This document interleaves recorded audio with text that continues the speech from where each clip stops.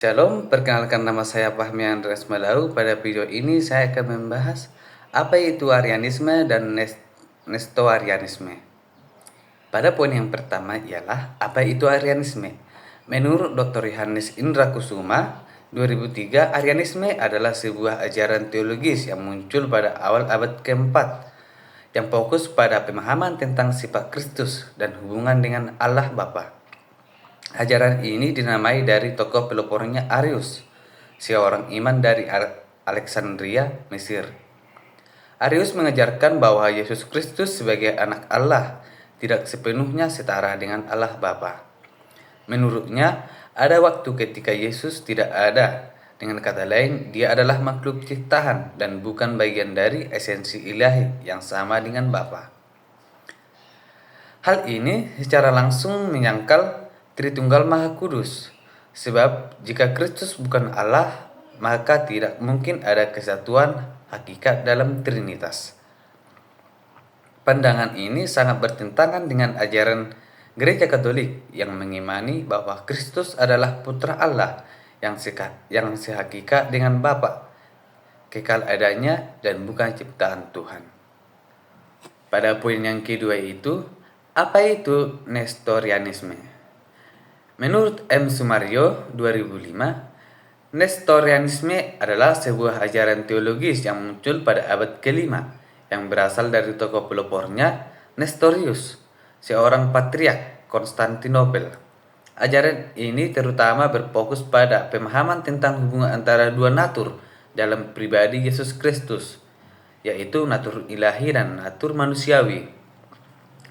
Nestorius mengajarkan bahwa Yesus Kristus terdiri dari dua substansi yang terpisah, sebagai Allah dan satu sebagai manusia, dan bahwa Maria, ibu Yesus, seharusnya disebut Christokos atau ibu Kristus dan bukan Theotokos, ibu Allah, karena ia hanya melahirkan aspek manusia dari Kristus. Ajaran Nestorius yang menentang gereja ialah menolak penggunaan gelar Theotokos atau Bunda Allah untuk Maria. Ia mengajarkan bahwa dalam Kristus terdapat dua pribadi yang terpisah, satu pribadi ilahi, satu pribadi manusia. Ini berarti bahwa Maria hanya melahirkan pribadi manusia Yesus, bukan pribadi ilahinya.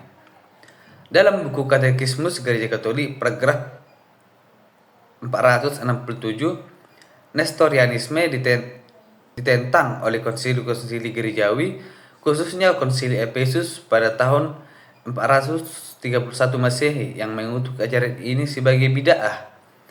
Konsili tersebut menegaskan bahwa Yesus Kristus adalah satu pribadi yang memiliki dua natur yang bersatu secara sempurna, dan bahwa Maria layak disebut Theotokos karena ia melahirkan Yesus yang adalah Allah sejati dan manusia sejati.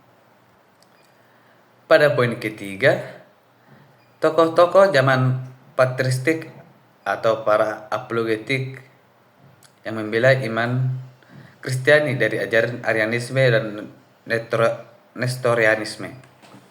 Yang pertama itu, tokoh yang membela iman terhadap Arianisme yaitu Santo Athanasius dari Alexandria, uskup dan teolog utama yang menentang Arius dalam tulisan De Incarnation Verbi Dei tentang inkarnasi sabda Allah.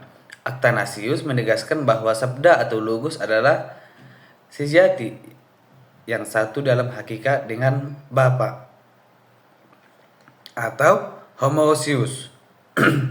Menurut Hubert R. tahun 2000, ia hadir dalam Konsili Nicea I 325 Masehi dan menjadi pilar penting dalam perumusan Credo Nicea yang menyatakan bahwa Kristus adalah Allah benar dan Allah benar. Tanpa keilahian Kristus, penebusan menjadi mustahil karena hanya Allah yang bisa menyelamatkan umat manusia. Yang kedua itu tokoh yang membela iman terhadap Nestorianisme, yaitu Santo Kirill dari Alexandria. Hubert Jedin tahun 1999, ia adalah uskup Alexandria dan penentang utama Nestorius. Dalam tulisannya, ia menegaskan bahwa Kristus adalah sungguh pribadi atau hipostasis, dan bahwa Maria adalah sungguh-sungguh Bunda Allah atau Theotokos. Ia memainkan peran penting dalam Konsili Efesus 431 Masehi yang mengutuk ajaran Nestorius dan menyatakan Maria sebagai Theotokos. Pada poin yang keempat ialah konsili-konsili yang diadakan oleh gereja untuk mengkonter ajaran Arianisme dan Nestorianisme. Yang pertama itu Konsili Nicea 325 Masehi. Pemimpin ialah Kaisar Konstantinus Agung. Tujuannya ialah menanggapi ajaran Arianisme, dengan hasil ditegaskan bahwa Yesus Kristus adalah homoousios atau sehakikat dengan Bapa. Disusunlah Syahadat Nicea. Maka konsili ini menjadi tonggak penting dalam mengafirmasi keilahian Yesus Kristus secara resmi oleh gereja. Menurut B. Mangurniwijaya tahun 1999. Yang kedua itu Konsili Efesus 431. Pemimpin ialah Kaisar Theodosius II, dipimpin oleh Cyrilius dari Alexandria. Tujuannya itu menanggapi ajaran Nestorius, yang hasilnya Maria dinyatakan sebagai Theotokos dan ajaran dua pribadi dalam Kristus ditolak. Konsili Efesus ini menjadi titik paling penting dalam mempertahankan integritas misteri inkarnasi. Menurut Sumario halaman 91.